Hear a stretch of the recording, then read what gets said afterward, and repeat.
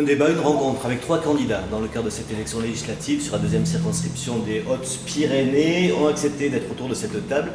3 personnes, 3 partis qui ont peut-être des ressemblances, en tout cas sûrement des différences. On va voir ça durant une grosse demi-heure ensemble. Benoît Mornay, bonjour. Bonjour. Vous représentez le parti Renaissance, c'est le nouveau nom d'En Marche, avec le rassemblement Ensemble. Jérôme Cramp, bonjour. Bonjour. Vous représentez l'Union des gauches, Parti radical de gauche, Parti socialiste aussi. On verra que ça va peut-être être un point de friction avec votre candidat d'à côté, Grégory Corn, bonjour. Bonjour. La NUPES, Nouvelle Union Populaire Écologique et Solidaire. Et sociale. Et sociale, mais elle est sûrement solidaire aussi. Vous faites partie de la France Insoumise. C'est votre parti d'attache? Oui, oui, oui. Ensemble, on va aborder plusieurs sujets qui nous concernent ici dans les Pyrénées. La télé des Pyrénées, c'est une télé locale. Je précise d'abord que nous n'avons pas pu inviter tous les candidats, tout simplement parce que nous n'avons pas les moyens ni de BFM ni de France 3. Donc il nous fallait aussi circonscrire ça à quelques candidats. On avait aussi invité la candidate LR, Véronique Dutrey, qui a décliné l'invitation parce qu'il n'y avait pas tous les candidats. Je vous remercie en tout cas, messieurs, d'être avec nous. Il n'y a pas de représentante, mais vous avez des suppléantes. Ma première question, et on va commencer par ordre alphabétique avec vous Jérôme Cramp, c'est quel député? Est-ce que vous, si vous êtes élu le 19 juin au soir, vous serez un député bigourdon à Paris ou un député parisien en Bigorre, député local ou national? Je considère pour ma part que la fonction des députés est une fonction plus réactive. Un député, il siège à l'Assemblée nationale, il vote les lois, il défend ses convictions, et pour ma part, celle d'une gauche laïque et républicaine.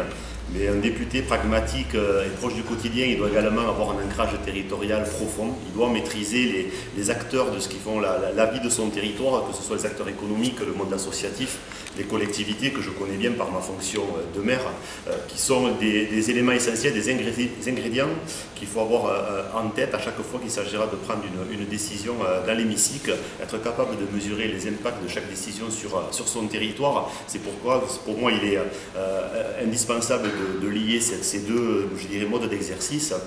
Un mode d'exercice national fait de conviction, fait de défense d'une politique de gauche laïque et républicaine, je disais, mais également un député de proximité, un facilitateur de dossiers pour le local, un facilitateur qui va travailler en liaison avec tous les politiques, toutes sensibilités confondues au sein de son département pour participer au développement économique et surtout à l'amélioration du bien-être dans son territoire. Grégory Corn, même question. Est-ce qu'un député NUPES sera un député national ou un député local? Oui, alors oui, bon, j'entends bien effectivement cette petite musique depuis plusieurs semaines, hein, du local contre le national. Bon, moi je serai un député en fait tout simplement, donc je reviendrai un peu aux fondamentaux. Un député, bien qu'élu dans sa circonscription, eh bien, représente la nation tout entière. Il propose et il vote des lois qui s'appliquent ensuite à l'ensemble des Français et des Françaises sur la totalité du territoire. Donc il agit toujours pour l'intérêt général. Alors certes, il est élu dans sa circonscription et il se fait l'écho des problématiques locales. Ici, on va parler de ruralité, on va parler de différents thèmes qui vont égrener notre discussion autour de la montagne, aussi des questions de tourisme. Mais voilà, l'action législative d'un député, qui sera la mienne si je suis élu, concernera l'ensemble des Françaises et des Français. C'est-à-dire que ce qui est bon pour les Hauts-Pyrénéens est bon pour les Français et inversement. Je peux prendre des exemples. Par exemple, sur le local, bon, nous on est pour le maintien, pour le redéploiement des services publics, en particulier dans les zones les plus isolées. Bon, il va de soi que ça s'appliquera aussi dans d'autres régions rurales et donc ce sera pour le bénéfice de tous. Exemple dans le sens inverse, je suis pour la hausse du SMIC à 1 500 €, et donc je voterai une loi qui ira dans ce sens-là. Évidemment que ça s'appliquera aussi sur notre territoire, que ça pourra bénéficier aux gens d'ici et à redynamiser aussi l'économie locale. Voilà. Donc pour moi, il y a vraiment une complémentarité, il n'y a pas d'antagonisme. En fait, on en revient à redéfinir quel est le rôle d'un député, mais pour moi, ce n'est pas quelque chose qui fait débat. Voilà. Alors parfois, ça fait quand même débat, et on va peut-être le voir aussi dans les différentes thématiques qu'on va aborder. Mais Benoît Mornay, même question pour vous, député local ou député national? Bien, d'abord bonjour et merci d'organiser cette rencontre.